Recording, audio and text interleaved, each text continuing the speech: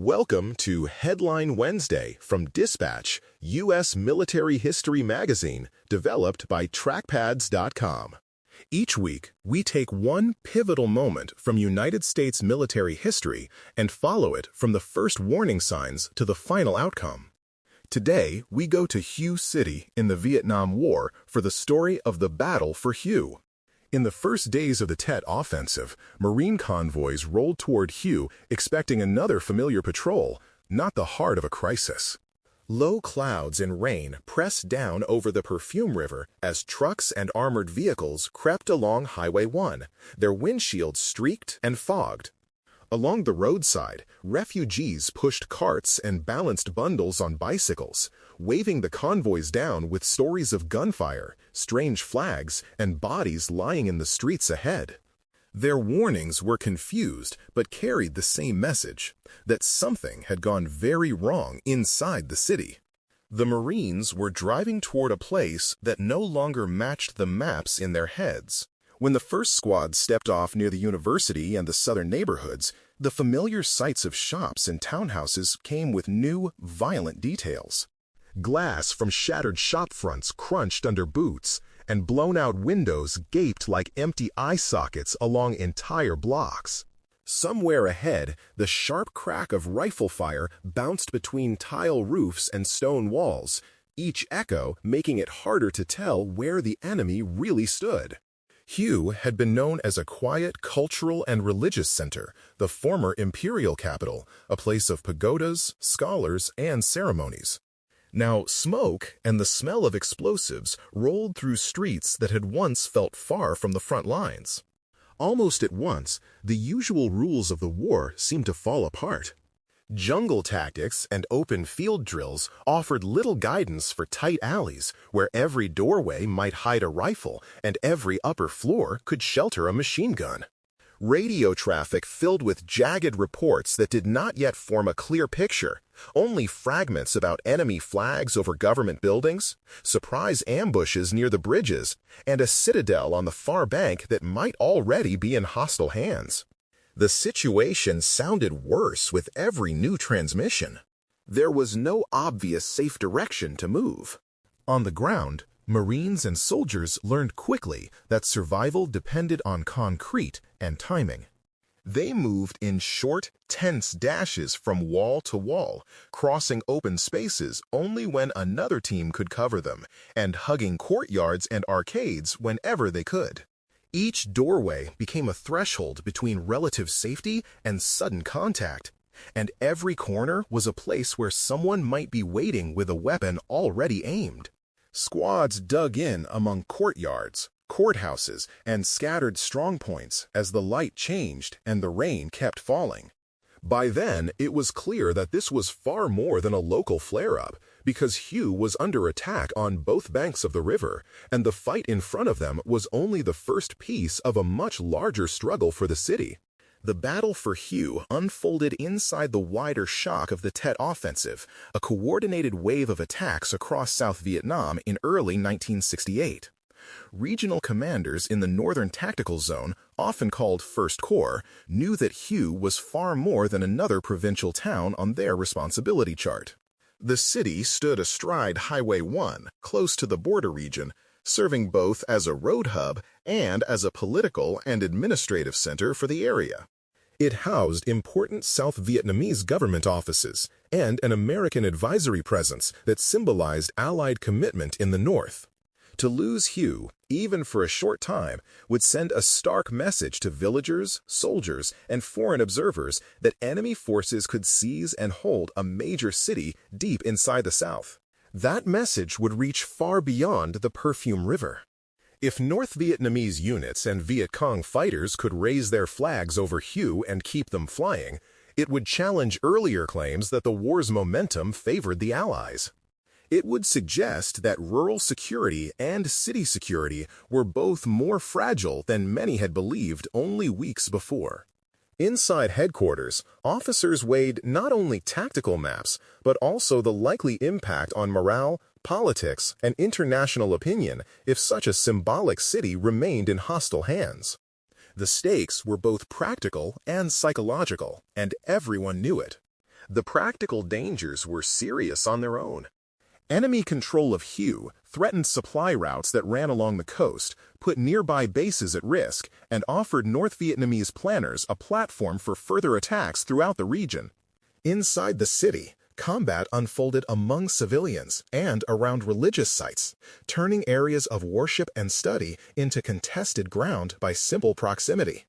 The Great Walled Citadel, filled with narrow streets, old courtyards, and dense clusters of buildings, presented defenders with countless firing positions and ambush points.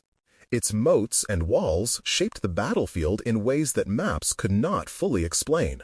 For United States Marine units on the ground, South Vietnamese forces trying to claw back their own city, and later arriving United States Army formations, the central problem was stark.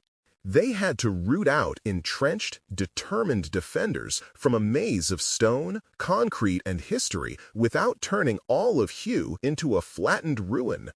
Every request for artillery or air support had to be balanced against the risk to civilians and the loss of historic sites, even as enemy fire poured from those same areas. As the first days of the battle unfolded, officers and enlisted men alike grasped that the outcome would not be measured only in blocks cleared or enemy killed.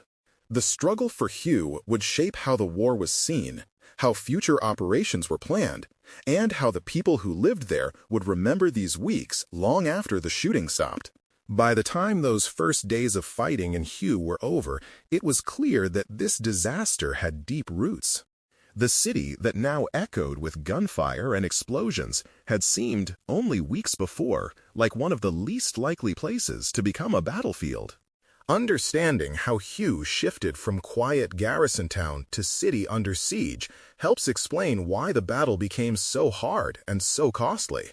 In the months before Tet, Hue looked and felt far removed from the images many Americans had of the Vietnam War. The city sat near the northern frontier, but its streets held more students and monks than soldiers, and the imperial citadel loomed over riverside neighborhoods like a memory from another age. The American presence inside the city limits was limited to advisors, support staff, and a small security footprint rather than large combat formations. Most of the uniformed burden of day-to-day defense fell on South Vietnamese units stationed in and around Hue, while American Marine bases and fire support sat further along the coast and just inland. To many who lived and worked there, the war's violence seemed to circle around Hue rather than cut through its heart. That sense of calm rested on fragile assumptions about how the enemy would fight. Allied planners believed that any attempt by North Vietnamese or Viet Cong forces to seize a major urban center would be short-lived, quickly broken by superior firepower, mobility, and air support. Tet, a major holiday, was expected to bring at least a temporary lull, not a storm of coordinated attacks. Intelligence reports did warn of heightened enemy activity and possible strikes, but no one fully grasped the scale or the tight timing of what was coming. North Vietnamese units and Viet Cong cadres had quietly infiltrated the city and nearby hamlets, caching weapons, mapping routes, and preparing assault teams that knew the neighborhoods intimately. When the offensive began, those teams struck government buildings, police stations, and key intersections almost at once, moving on Hue with a plan to seize the city in a single coordinated blow. Weather and terrain combined to make that blow even more dangerous. Low clouds and steady rain in the opening days limited air support, muting one of the strongest advantages available to the Allied side, and making it harder to see targets or mark positions. The Perfume River and the wide moats around the Citadel split the battlefield into separate northern and southern fights, complicating movement and communication between units on either bank. American and South Vietnamese commanders had to shift quickly from a campaign mindset built around patrols, fire bases, and rural outposts to the harsh arithmetic of block-by-block fighting in a built-up area. Units that had thought of Hue as a rear area suddenly found themselves pulling together ad hoc assault teams, coordinating closely with local armor and artillery, and rushing into a city where the enemy had already chosen the ground and prepared the kill zones.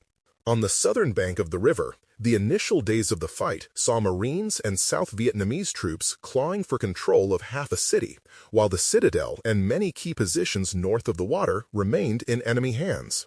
Marine companies pushed through university grounds, government buildings, and residential districts, discovering with each step that standard infantry tactics were not built for dense concrete and brick.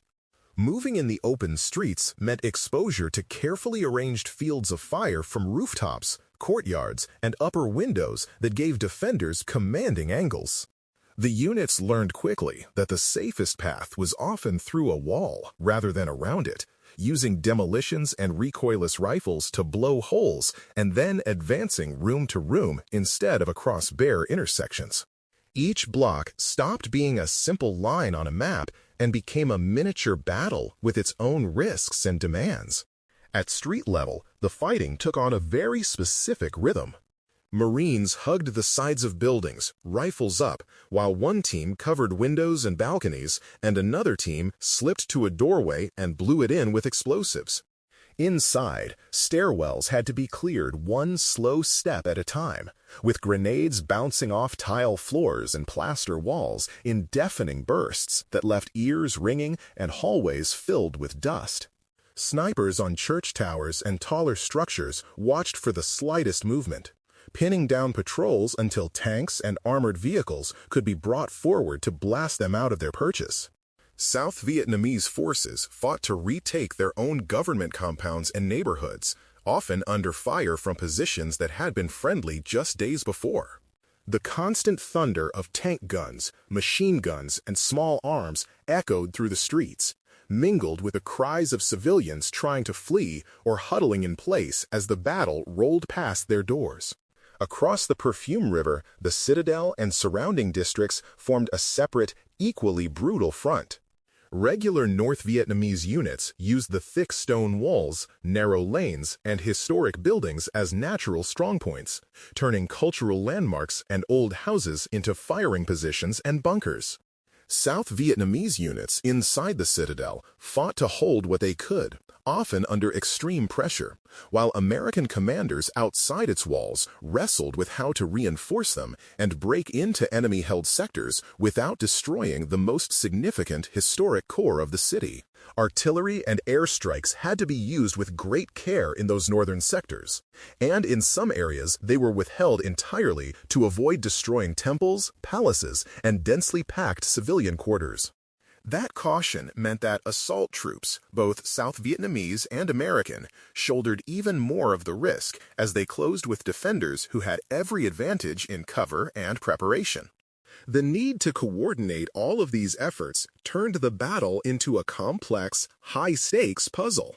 Marine units on the southern bank, United States Army forces arriving from other parts of the region, and South Vietnamese formations already fighting inside and around the Citadel all had to align their movements and fire support. Mistakes in timing or communication could leave a company exposed in an alley or a platoon cut off in a courtyard with little help on the way. Commanders worked to stitch together a picture of a city fight that shifted block by block, hour by hour, with different units facing different conditions on each side of the river. The shared goal was simple to state but hard to achieve: to squeeze the enemy out of Hue without losing the city and its people in the process. As the days passed, the pattern of the battle hardened into a grinding struggle. A few buildings would be taken at great cost, with casualties on the stairwells and in the rooms, only for a sudden counterattack to erupt from an adjacent block or from tunnels and hidden routes that the attackers had not yet found. North Vietnamese and Viet Cong forces shifted small units through alleys and behind walls, using their detailed knowledge of the city to strike from unexpected angles.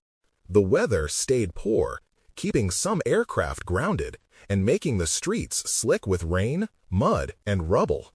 Every push forward left new debris, new craters, and new obstacles that slowed the next advance. Commanders at every level wrestled with the same question. They needed to speed the advance if they were going to break the enemy hold on Hue, but they could not afford to sacrifice entire companies in reckless frontal assaults on solid walls and fortified intersections. On the ground, small unit leaders improvised new methods for moving through urban terrain, testing fresh patterns for communications, marking cleared buildings, and calling in fire support. Radio procedures were adjusted so that armor, infantry, and supporting guns could coordinate at the scale of a single block, not just a wider sector. These lessons were learned in real time, often written in blood, as leaders watched what worked, what failed, and how quickly the enemy adapted. By the time American and South Vietnamese forces had secured much of the southern city and were turning their full attention toward the Citadel, no one could pretend that Hue had been a brief flare. The fight had become a long, grinding effort in which every block and every courtyard had to be earned, often more than once. The enemy still held powerful positions north of the river, and the moats and walls that protected the Citadel also protected the defenders inside. The outcome remained far from certain, and everyone involved understood that there were many more days of hard, close combat ahead before the city could be called secure. From that point on, the question was no longer whether Hue could be retaken, but what it would cost to finish the job. The answer came from a mix of adaptation on the streets, reinforcements flowing in, and a hard choice about how much of the city could be spared in the process. On the ground, Marine and South Vietnamese units shifted fully into the mindset of urban fighters. They brought tanks up close as direct fire weapons, used recoilless rifles against stubborn strongpoints, and leaned heavily on the distinctive Ontos vehicles with their banks of recoilless guns acting as mobile bunker busters. These weapons were not just supporting players anymore, because they fired straight into buildings and corners that had stopped infantry attacks cold in earlier attempts. Each burst of fire was intended to break open a defensive knot that had already cost lives. The city's walls and houses, once shelter, became targets. Infantry assault teams changed their movement just as radically. Instead of rushing exposed intersections, squads began to move through buildings, breaching interior walls from room to room, so the enemy never knew which direction the next squad would appear from. A house that looked empty from the street might suddenly erupt with Marines or South Vietnamese soldiers bursting through a side wall or ceiling. Junior leaders learned to treat each cluster of buildings as a separate objective with its own small plan, rather than assuming that one set of tactics would work across the entire city. They coordinated armor, infantry, and supporting fire at the scale of a single block, adjusting as they went. The battle became a chain of small, brutal puzzles to solve.